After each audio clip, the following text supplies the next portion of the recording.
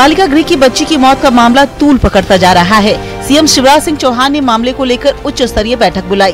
CM ने कहा कि भोपाल में बेटी को हम बचा नहीं पाए, यह घटना साधारण नहीं दुर्भाग्यपूर्ण है। सीएम ने पूरी घटना की SIT जांच का ऐलान किया है और दोषियों के खिलाफ कार्रवाई की बात कही है।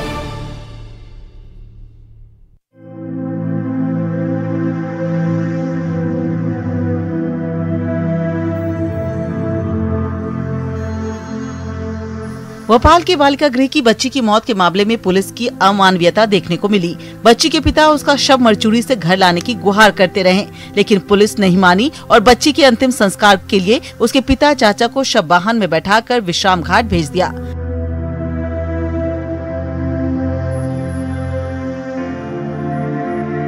बाद में क्राइम ब्रांच की टीम घर पहुंची और मृतका की मां और कुछ महिलाओं को विश्राम घाट ले आई। मौके पर SDM ने परिवार को 2 लाख रुपए का चेक दिया।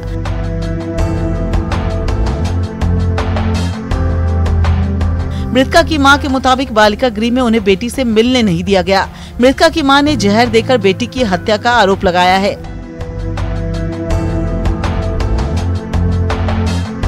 प्यारे मियां मामले की दूसरी पीड़ितों के साथ ये नाबालिग बच्ची बालिका गृह में थी, जहां कथित तौर पर नींद की गोलियां खा लेने से संदिग्ध परिस्थितियों में उसकी मौत हो गई। मियां मामले की पीड़ित 5 नाबालिग बच्चियों में से एक नाबालिग बच्ची की संदिग्ध परिस्थितियों में हुई मौत के बाद दूसरी बच्चियों के परिजन घबरा गए हैं। इन बच्चियों के परिजनों ने सुरक्षा की मांग के लिए शासन से गुहार लगाई है। मृतका प्यारे मियां केस में फरियादी थी और उसके बयान नहीं हुए थे। इस मामले में बड़ा सवाल खड़ा हो रहा है कि 7 महीने बीत जाने के बाद भी इन बच्चियों के बयान आज तक क्यों नहीं हो पाए।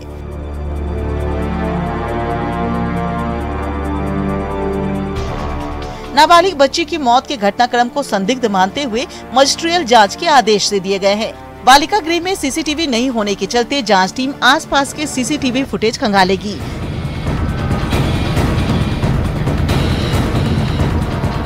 घटना के बाद बालिका गृह की अधीक्षिका एंटोनिया कुजूर इक्का को हटा दिया गया है और नई अधीक्षिका योगिता मुकाती को नियुक्त किया गया है। इसके बाद भी बच्चियां और उनके परिजन डरे हुए हैं।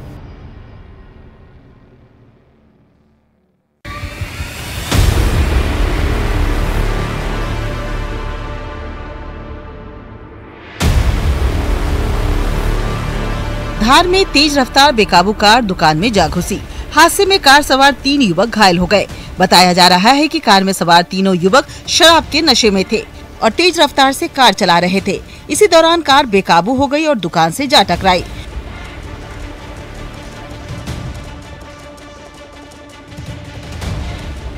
पूरी घटना CCTV में भी कैद हुई है।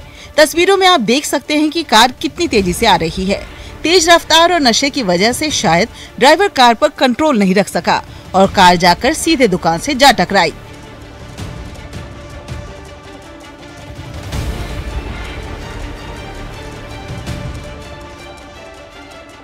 टक्कर इतनी तेज थी कि कार हवा में उछल जाती है। गनीमत रही कि इतनी तेज टक्कर के बाद भी किसी कार सवार को गंभीर चोट नहीं लगी।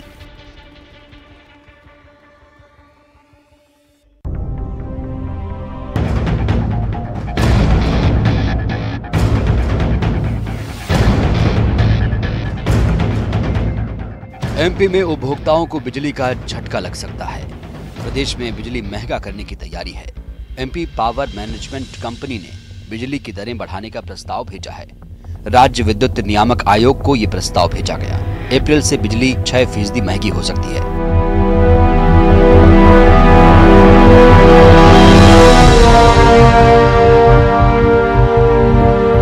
कंपनी ने बिजली की रेट में इजाफे की वजह राजस्व की जरूरत बताई।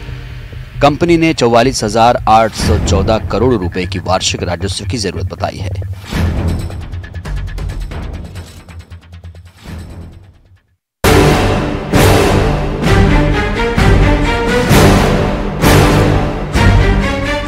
MP में मिलावटखोरों के खिलाफ अभियान जारी है। रतलाम में प्रशासन और खाद्य विभाग ने मिलावटखोरों के खिलाफ कार्रवाई की है। यहाँ एक फर्म से 2 क्विंटल से अधिक मिलावटी घी जब्त किया गया है। माणक चौक पर पालीवाल मार्केट स्थित एक दुकान पर यह कार्रवाई की गई। आरोप है कि दुकानदार यहाँ देसी घी में डालडा मिलाकर बेच रहा था।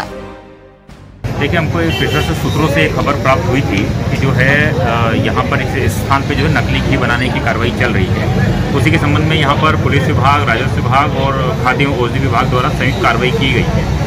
और यहाँ पर जैसा देखा गया कि नीचे इनकी दुकान है जहाँ पे देसी घी के नाम पर ये पालीवाल घी दुकान है, और ऊपर जो है इन्होंने उसको बनाने का कारखाना जैसा स्थापित किया हुआ है, जहाँ पर गैस का चूल्हा और बड़े बड़े ड्रम और वो सब सामान रखा हुआ है। जहाँ पर जो है कुछ दूसरा अपमिश्रण पदार्थ मिला जिसको मिला के बनाते हैं, बल्कि इसकी जो दुकान के जो नौकर है उसके द्वारा बयान दिए गए हैं कि उसमें डालडा मिक्स करते हुए, यानी 15 किलो का जो देसी का डब्बा है उसमें 5 किलो देसी घी निकाल के उसमें 5 किलो डालडा मिला के ये लोग बनाते हैं। तो कुल मिला के अभी तकरीबन 217 किलो के आसपास घी जो है बरामद किया गया है और अभी सैंपलिंग की कार्रवाई चल रही है।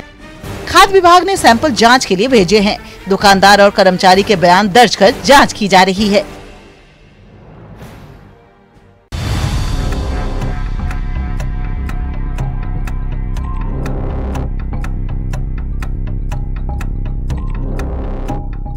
अंबिकापुर के रामानुजगंज विधायक बृहस्पति सिंह अधिकारियों से इतने नाराज हुए कि उनके गायब होने की सूचना जारी कर दी। विधायक बृहस्पति सिंह ने सोशल मीडिया पर पोस्ट किया है, जिसमें एसडीएम और तहसीलदार को लापता बताकर इनाम का ऐलान किया है।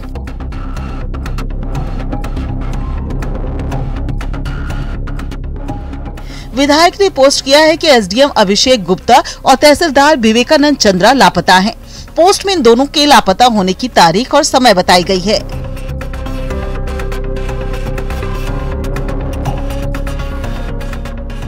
विधायक ने लिखा है कि इन दोनों की जानकारी ना तो परिजनों को है और ना ही किसी अधीनस्थ के पास कोई सूचना है।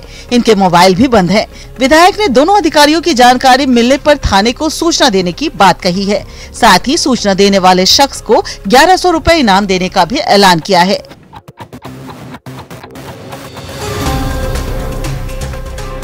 विधायक बृहस्पति सिंह इन अधिकारियों का फोन न लगने से नाराज हैं और इसी को लेकर उन्होंने ये पोस्ट किया है।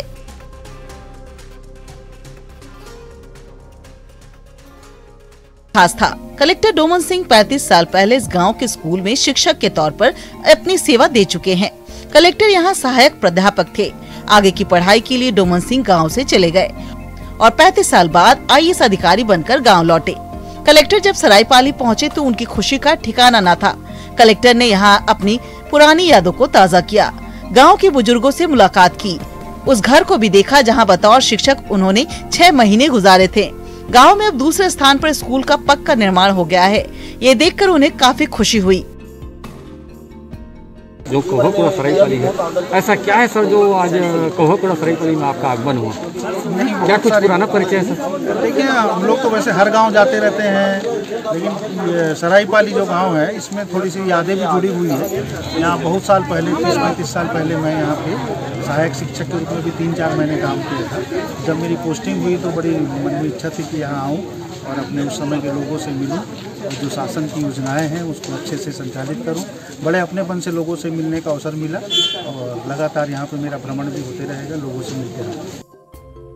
कलेक्टर ने स्कूल में जाकर शिक्षकों और बच्चों से भी मुलाकात की, जिसके बाद गांव में चौपाल लगाकर ग्रामीणों से भी बात की और सरकारी योजनाओं की जमीनी हकीकत जानी।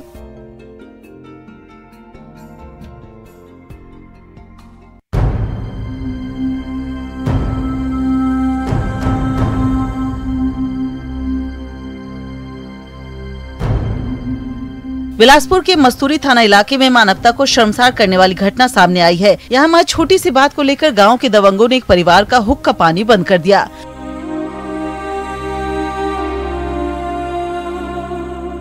मामला सुखरीपाली का है। यहाँ 12 जनवरी को पीड़ित की मोटरसाइकिल घर से चोरी हो गई थी।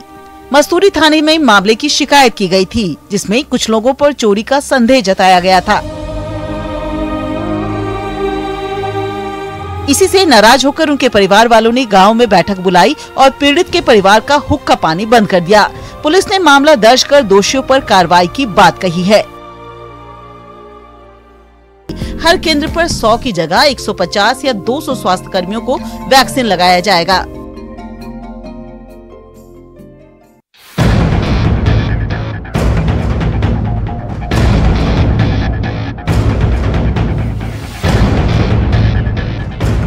मंदसौर के भानपुरा तहसील के कालाकोट गांव में राजस्व और पुलिस की टीम पर हमला हुआ। हमले में कुछ पुलिस कर्मियों और राजस्व कर्मचारियों को हल्की चोटें आईं। ग्रामीणों ने नायब तहसीलदार की जीप में भी तोड़फोड़ की। बीजेपी विधायक ने कालाकोट गांव में शासकीय जमीन पर अतिक्रमण की सूचना राजस्व अधिकारी को दे दी, जिसके बाद नायब तहसीलदार और पुलिस की टीम मौके पर पहुंची। इस दौरान आरोपियों ने हमला कर दिया। पुलिस ने 2 नामजद और 15 अज्ञात लोगों के खिलाफ मामला दर्ज किया।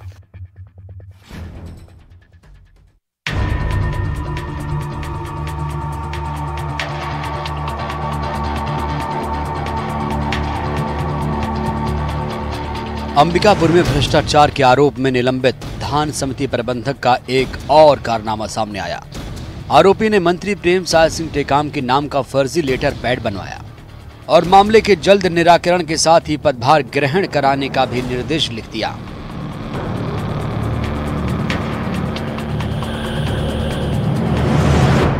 इस लेटर पैड से अधिकारी भी धोखा खा गए और भ्रष्टाचार के आरोप में निलंबित राजीव कुमार वर्मा को कुन्ना धान खरीदी केंद्र का प्रभारी बना दिया गया।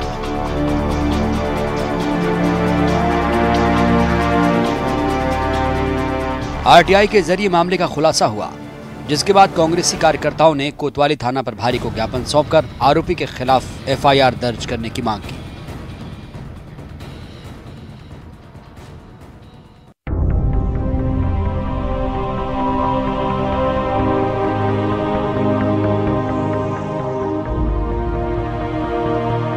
छत्तीसगढ़ में इस बार बोर्ड परीक्षा में छात्रों को बोनस अंक नहीं मिलेंगे।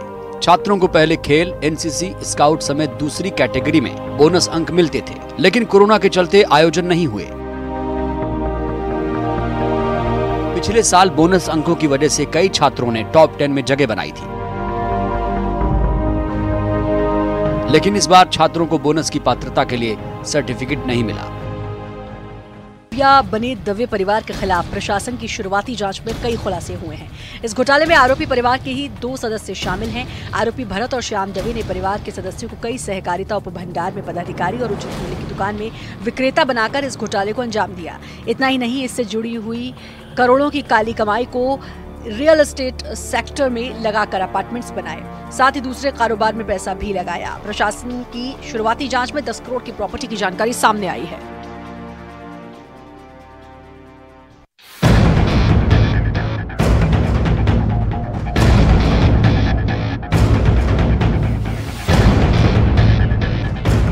भोपाल में कर्मचारियों को नौकरी से निकालने पर जोरदार हंगामा हुआ। नौकरी से निकाले जाने पर नाराज पलाश होटल के कर्मचारियों ने हंगामा किया।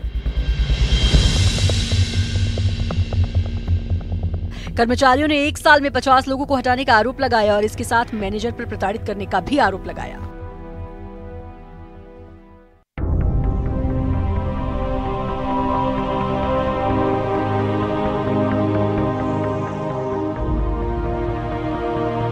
बिलासपुर में किसानों से ठगी करने का मामला सामने आया है।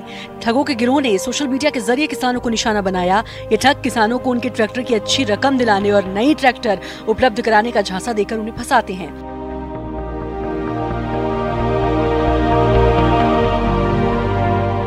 और इसके बाद किसानों और ट्रैक्टर डीलरों को झांसा देकर ट्रैक्टर लेकर फरार हो जाते हैं। किसानों ने पुलिस से मामले की शिकायत की।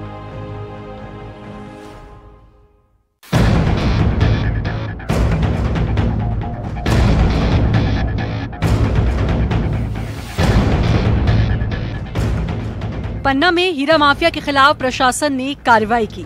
माफिया रेलवे की जमीन, शासकीय नाला और राजस्व भूमि का इस्तेमाल कर रहे थे। प्रशासन ने हीरे के अवैध उत्खनन करते हुए 2 LNT मशीनों को भी जब्त किया। 4 हीरा माफिया के खिलाफ कार्रवाई की गई। पुलिस, राजस्व और माइनिंग विभाग की टीम ने रानीपुर में ये कार्रवाई की।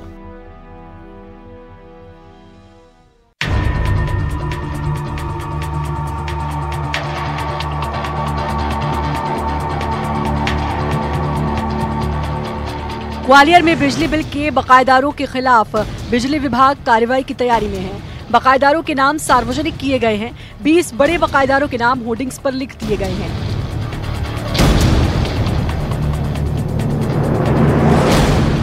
डबरा के चौक चौराहों पर ये होर्डिंग्स लगाए गए हैं। 9 लाख रुपए तक के बकायेदारों के नाम सार्वजनिक किए गए हैं।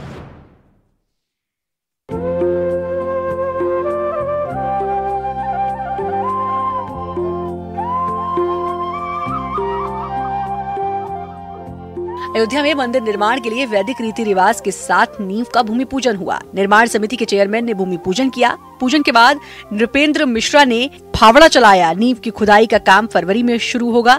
सूत्रों से ये भी खबर है कि एनजीआरआई फिर से यहां मिट्टी की जांच करेगी। रामलला के गर्भगृह के पास से अभी तक मिट्टी हटाई जा रही है। अब इंजीनियर्स की राय के बाद नींव का भूमि पूजन किया गया।